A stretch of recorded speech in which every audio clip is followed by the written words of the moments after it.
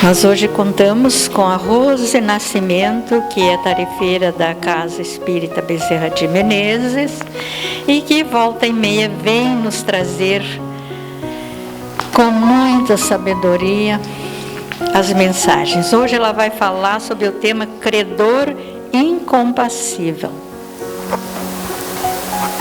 Boa tarde, amigos. Que Jesus nos abençoe e que possamos fazer valer a pena a tarde. Estamos aqui reunidos com certeza por amor a Jesus, o nosso mestre e guia. E com certeza Ele está entre nós. Deixou os seus registros vividos intensamente aqui na terra.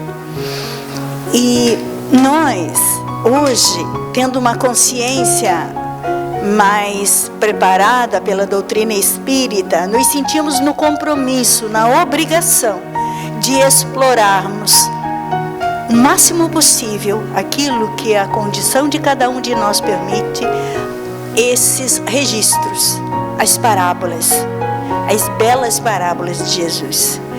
E encontramos no Senhor Honório Abreu, um eminente espírita desencarnado no final do século passado, um verdadeiro manancial de informações. E resolvemos seguir, então, esses estudos e trazer, já que estamos encantados com isso, esses ensinamentos. Já tivemos aqui na outra vez com uma outra parábola e hoje é o credor incompassível, que começa mais ou menos assim. Então Pedro, aproximando-se de Jesus, lhe perguntou: Senhor, quantas vezes pecará meu irmão contra mim que lhe hei de perdoar? Será 7 vezes? Respondeu-lhe Jesus: Não te digo até 7 vezes, mas 70 vezes 7 vezes. Já ouvimos bastante isto, né? Mas é interessante que logo a seguir Jesus propõe uma parábola. A gente trabalha esta questão do perdão e deixa a parábola de lado. Olhe, diz Jesus: por isso o reino dos céus é semelhante a um rei que resolveu ajustar contas com os seus servos. Veja, por isso, né, porque nós precisamos perdoar 70 vezes, 7 vezes, né?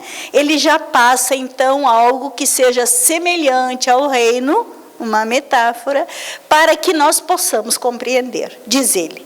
E tendo começado a ajustar as contas com os seus servos, lhe trouxeram um que lhe devia 10.000 talentos. Lhe trouxeram um servo que lhe devia 10.000 talentos, que não tinha absolutamente nada com o que pagar, não tinha nada. Ordenou então o seu senhor que fossem vendidos ele, sua mulher, seus filhos e tudo o que possuía e pagassem a dívida então. Porque era costume naquela época. A pessoa devia, ela era vendida para escravo e toda a sua família junto e mais os seus bens e a dívida era pagada. Enfim, o servo, prostrando-se aos pés do seu senhor, o reverenciava dizendo: Sê generoso, tem paciência comigo, que te pagarei tudo. E o Senhor, que era generoso, teve compaixão daquele servo e deixou-o ir, perdoando-lhe a dívida. O servo saiu dali feliz, mas, tendo saído, este mesmo servo que acabara de ser perdoado, encontra um conservo, ou um companheiro, dependendo dos textos, esse é de Mateus. Encontra um conservo que lhe devia 100 dinheiros, ou 100 denários. E segurando-o pela goela, sufocava-o dizendo: paga-me já o que me deves. Mas o conservo, caindo aos pés do seu companheiro implorava, dizendo: sê generoso para comigo, tem paciência que te pagarei tudo. Mas o servo não o atendeu. Foi-se embora, mandando que os policiais prendessem o conservo até que este pagasse até a última dívida, até a última moeda. Mas ali por perto estavam os companheiros do servo e do conservo, que sabiam que o servo havia sido perdoado por seu senhor, e ficaram contristados, diz o texto. E foram correndo contar ao Senhor o que acabavam de ver. E o Senhor, então, chamando o servo, disse: servo malvado, eu te perdoei aquela dívida porque me suplicastes. Não devias tu também ter perdoado a dívida do teu companheiro? Como eu tive compaixão de ti, não devias também ter tido compaixão do teu companheiro? Então, irou-se o seu senhor e o entregou aos atormentadores, até que pagasse tudo o que lhe devia. Jesus, então, olha demoradamente, que ele terminava uma parábola, e ele deixava que as criaturas amadurecessem as palavras na sua inteligência, na sua capacidade de compreensão. Depois disse: assim também meu Pai Celestial vos fará a cada um de vós do íntimo do coração, se do íntimo do coração não perdoardes o vosso irmão. E fim. Para que depois, 2000 anos, nós viéssemos debulhar essa espiga de milho, né? Reino de Deus, reino dos céus, fica quase mais ou menos a mesma coisa, tirando alguns entendimentos mais profundos. E em Lucas, capítulo 17, versículo 20, nós encontramos o seguinte: o reino de Deus, ou dos céus, não vem com aparência exterior.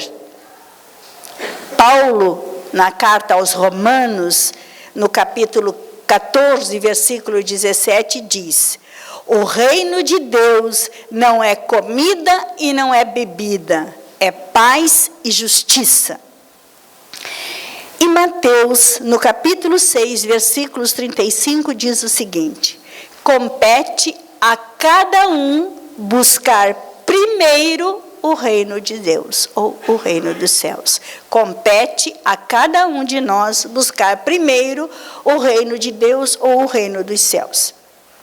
As condições, às vezes, circunstâncias em que nós nos encontramos, faz com que a gente imagine estar em regiões infernais ou celestiais. Já explico. Às vezes, só acontece coisa ruim naquele dia. E alguém chega e diz: aí, como é que vai? Ah, minha vida está um inferno. Né? São gírias que a gente usa, mas na verdade a gente está sentindo assim mesmo. A minha vida está um inferno. Mas um outro dia, nós levantamos de manhã, o sol está brilhando, vem pagar uma conta, nós recebemos nosso dinheirinho, né? Os filhos beijam a gente quando levanta, o marido abraça quando sai. A minha vida está um verdadeiro céu, né? A gente está no sétimo céu, como se dizia também, né? Se sentindo assim, em verdadeira paz e harmonia, como seria o reino de Deus, né? Então, são situações interiores. Na realidade, este sétimo céu, esta região infernal, ela é consequência, não é causa. A causa está, sabe no quê? No reino que está preponderando dentro de cada um de nós. Quando eu digo que a minha vida está um inferno, vocês já sabem quem é o rei que está sentado no trono, né? Se eu digo que a minha vida está um céu, eu já sei quem é que está sentado no trono. Então, é um reino que prepondera dentro de mim, né? esta tranquilidade ou esse desespero, essa angústia, né? Nada mais é do que um estado de alma. E quem é que escolhe esse estado de alma, se não somos nós mesmos? Quem é que permite a ocupação deste trono, se não somos nós mesmos, né? Ele pode alternar-se, mas ele não pode subsistir simultaneamente. Eu não posso ter dois ali no meu trono. Eu vou fazer essa escolha, né? E infelizmente nós fizemos a escolha errada, né? Jesus usava as coisas simples para ensinar para nós. Ele usava das situações daquela época para nos ensinar. E quando ele falava um certo rei, ele falava do quê? Da majestade absoluta deste reino dentro de nós. O que comanda, o que dirige, né? Para nos alertar o quanto era importante nós sabermos quem é que está ali dentro, comandando tudo, né? Quando ele diz que este rei fazia contas com o seu servo, este rei interno nos chama para a avaliação de tempos em tempos. Às vezes temos sonhos esquisitos, se levantamos angustiados, meio aniquilados, né? Pode saber que o resultado da avaliação foi negativo. Tivemos mais baixas, né? Então a gente acorda de manhã muito mal. Acabamos de sair de uma avaliação, né? E aí a gente acha que é o mundo que está ruim, que nada está dando certo. Mas se o resultado é positivo, nós acordamos numa alegria, numa paz. Ah, como minha noite foi boa. É porque as coisas ou deram a balança equilibradinha, ou nós estamos acima da conta. Daí fica muito bom. Mas é muito difícil, né? As pessoas costumam atestar o gênio. Ah, fulano acorda sempre muito de mau humor, né? Ou ultimamente eu tenho acordado de mau humor. Então é bom nós examinarmos a quem é que nós estamos deliberando o nosso trono, né? Quando nos conscientizamos da condição de servo, né, procurando exercer os nossos deveres, fazer tudo certinho, nós estamos nos candidatando a filhos do rei. Por enquanto somos súditos, né? Estamos fazendo tudo certinho. Aí a gente questiona, mas meu Deus, eu quero ser filho. Todo mundo diz que eu sou filho de Deus. Sim. Mas isso é uma condição que nós escolhemos.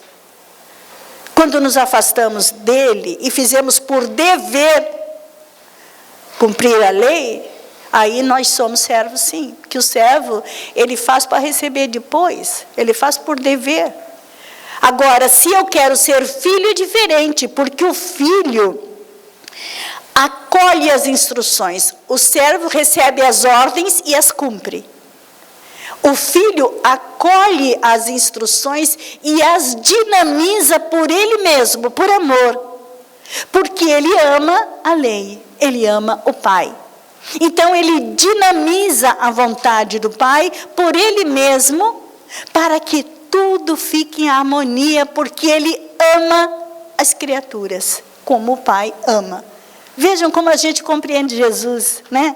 Compreende Jesus como filho, que dinamizou a vontade do Pai partindo dele mesmo, fazendo ele a vontade do Pai, renunciando por amor, vivendo intensamente a lei por amor, amor a todos nós. Quando fala, e ao fazer as contas, o servo devia 10.000 talentos. E 10.000 talentos é uma coisa que chama a atenção. Por quê? Porque 10.000 talentos era uma quantia exagerada. E Jesus colocou justamente para que tivéssemos consciência dos bens que nos foram emprestados. Saúde, segurança, família. Não estou falando na máquina física que Deus nos emprestou. Que isso é indiscutivelmente a coisa mais extraordinária que nós possuímos, né? A máquina física que serve para o crescimento espiritual é algo que não tem como explicar. Mas os outros bens que nós recebemos para administrar, nós também não sabemos fazer. As coisas simples, a nossa profissão, o desenvolvimento das nossas atividades no dia a dia, o que existe de bactérias, de vírus espalhados por aí, nós não viveríamos 10 minutos se não fosse a ação espiritual. Nós seríamos tomados por essas coisas. Nós não subsistiríamos se não fosse o atendimento espiritual. A gente não reconhece. São tantas coisas. Tudo isso nós devemos ao Senhor a partir do momento que nós dilapidamos esses bens. Lembram daquela parábola? Nós gastamos indevidamente, né? E aí, então, nós devemos 10.000 talentos, mais ou menos. E aí, então, para termos uma ideia do que é esses 10.000 talentos, no livro Antiguidades Judaicas, de Flávio Joséfo, ele diz que se juntássemos os impostos pagos pela Judéia, pela Idumeia, pela Samaria, pela Galileia e Pérea, somariam 800 talentos. Quer dizer, a Palestina toda, juntando os impostos, dava 800 talentos. E Jesus falava que nós devíamos 10.000 talentos, só para termos uma ideia do montante da nossa dívida. Sabe quanto que o servo queria receber do conservo? 100 denários, que era o valor de um dia de trabalho naquela época. 100 denários. Ele esgoelou, encostou na parede o conservo por causa de 100 denários, enquanto que ele houvera sido perdoado 10.000 talentos. Dá para ver mais ou menos a distância do problema? As picuinhas que nós temos aqui na terra, as questiúnculas, vamos dizer, vividas por nós, que dizemos, olha o que fizeram comigo. As crises de vitimismo que eu mesmo possuo, essas situações, elas precisam ser avaliadas dessa forma. São só 100 denários. Não é nada mais que isso. Juntando todas. É isso que Jesus queria dizer. O valor das questões de vocês é 100 denários. Enquanto que a nossa para com Deus é 10.000 talentos. E ele pede o quê? Que nós perdoemos os 100 denários, porque antecipadamente ele nos perdoou os 10.000 talentos. Fica tão claro isso, tão claro, para que nós entendêssemos de uma vez por todas a gravíssima questão que nós estamos atravessando agora. São os últimos momentos, últimas oportunidades que o nosso espírito está recebendo de livrar das dívidas, de perdoar aos nossos devedores, assim como nós perdoamos. Aliás, o inverso, né? A oração do Pai Nosso. Pedimos que Deus nos perdoe. Ele perdoou. Está lá no credor incompassivo. E Ele espera que a gente perdoe também. Porque Ele saiu na frente, Ele deu o exemplo. O Senhor do nosso reino. Lembram de Lucas? O reino de Deus não vem com aparência exterior, é interior. Então eu vou comer só salada verde, não vou comer carne. Não é comida e nem bebida, dizia Paulo. Não adianta. É justiça e paz. Por que justiça? Eu fui perdoado para que perdoasse. Isso é justiça. Se eu não perdoar, eu não posso esperar perdão.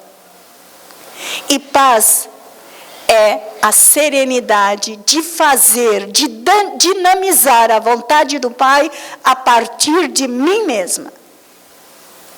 E todos nós, segundo Mateus, o registro de Mateus, Jesus disse que todos nós deveremos ou teremos obrigatoriamente que ir em primeiro lugar em busca deste reino de amor e de paz, de justiça e de paz.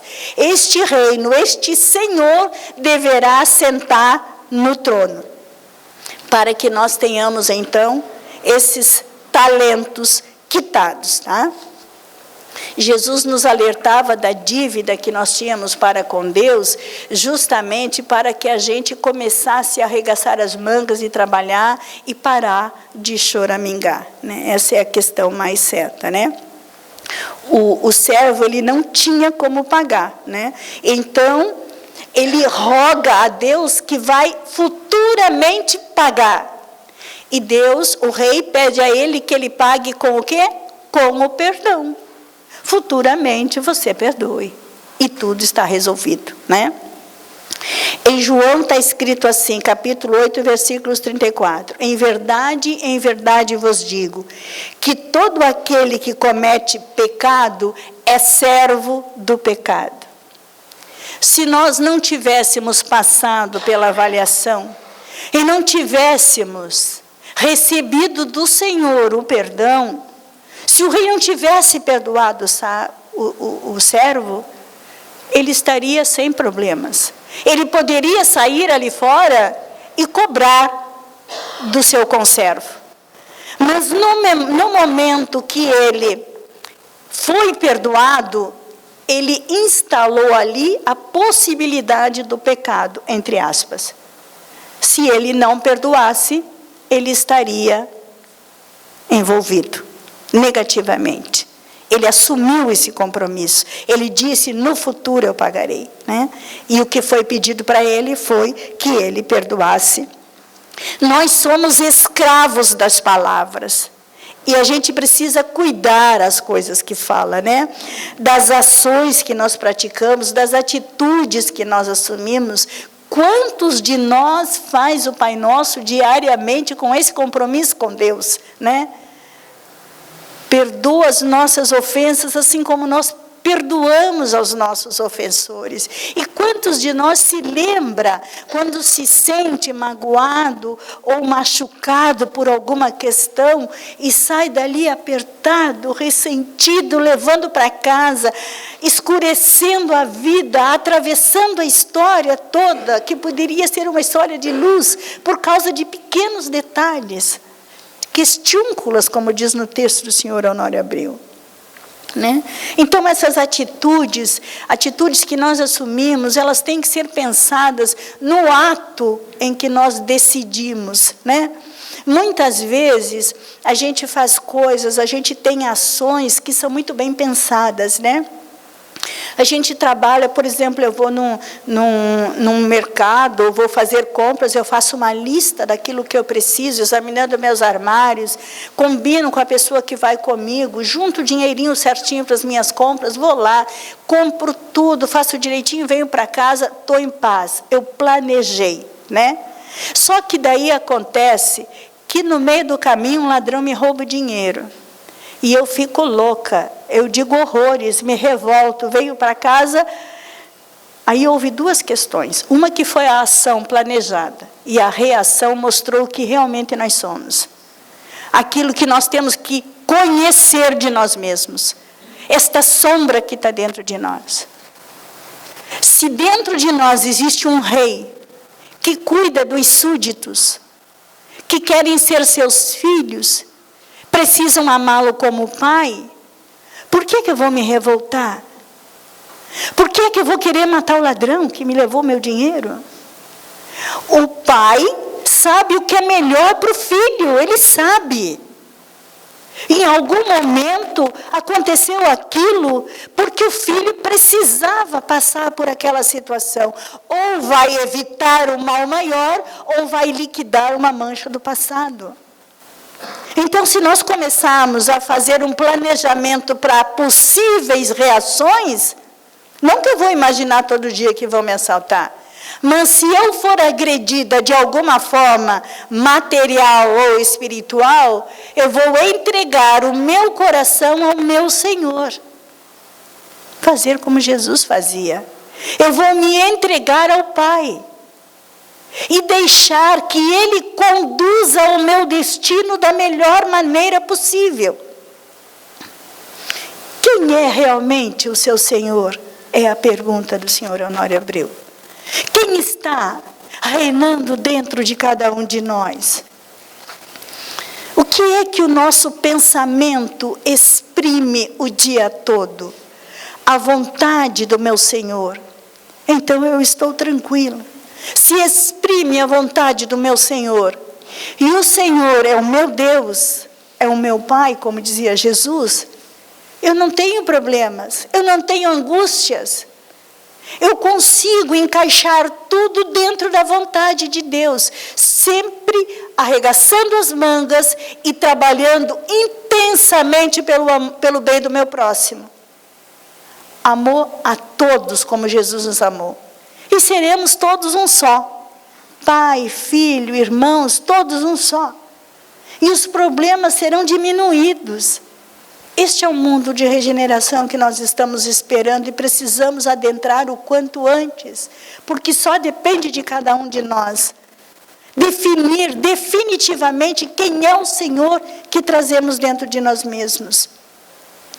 Naquele tempo, entregava-se a família para ser vendida e todos os bens.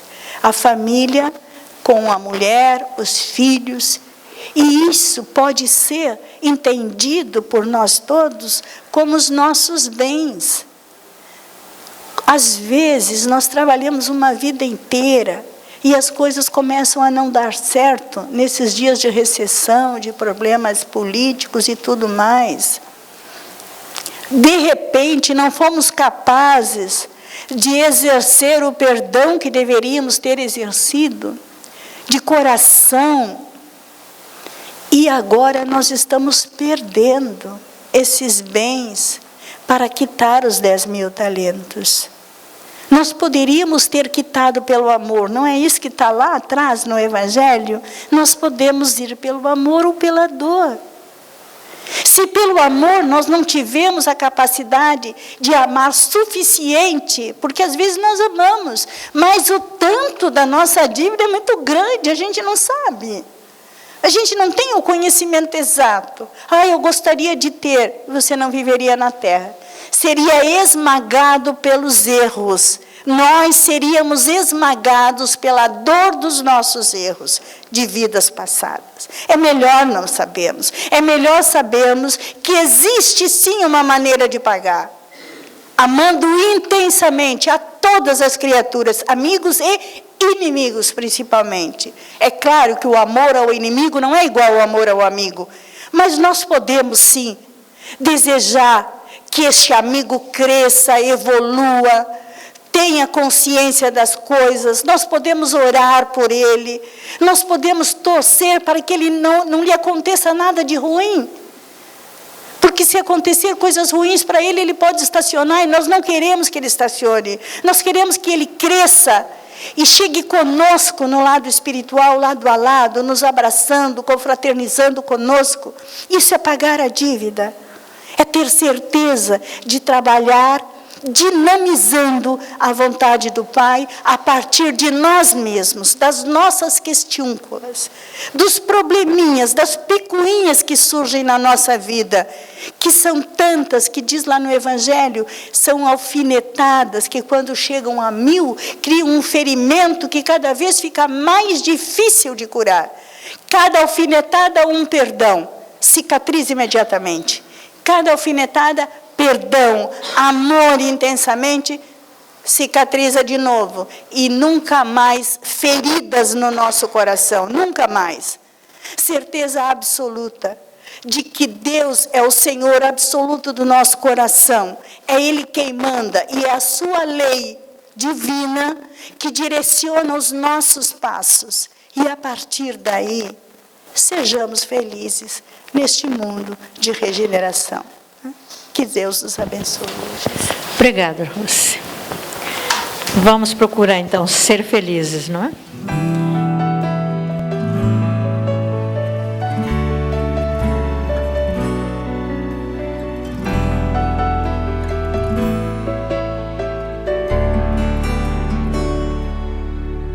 Se a gente seguisse o seu caminho, seria feliz. Se a gente ouvisse os seus conselhos, seria feliz. Se fosse manso como ele, seria feliz. Tinha mais coragem e determinação pra mudar. Se a gente compreendesse mais o que ele deixou, seria caridade e paz, amando o amor. Não ia mais ficar chorando, nem se lamentar. Quem seguir o seu exemplo vai se iluminar. Quando acusados ou amor, caluniados ou perdão, quando traídos ou a luz do coração, quando atacado ele sorriu, elogiado ele nem viu. Meu irmão Chico, nossa eterna gratidão. Quando acusados ou amor, caluniados ou perdão, quando traídos ou a luz do coração, quando atacado ele sorriu, elogiado ele nem viu. Meu irmão Chico, nossa eterna gratidão. Se a gente seguisse o seu caminho, seria feliz. Se a gente ouvisse os seus conselhos, seria feliz. Se fosse manso como ele, seria feliz. Tinha mais coragem e determinação pra mudar. Se a gente compreendesse mais o que ele deixou, seria caridade e paz, amando o amor. Não ia mais ficar chorando, nem se lamentar. Quem seguir o seu exemplo vai se iluminar. Quando acusados ou amor, caluniados ou perdão, quando traídos ou a luz do coração, quando atacado ele sorriu, elogiado ele nem viu. Meu irmão Chico, nossa eterna gratidão. Quando acusados ou amor, caluniados ou perdão, quando traídos ou a luz do coração, quando atacado ele sorriu, elogiado ele nem viu. Meu irmão Chico, nossa eterna gratidão.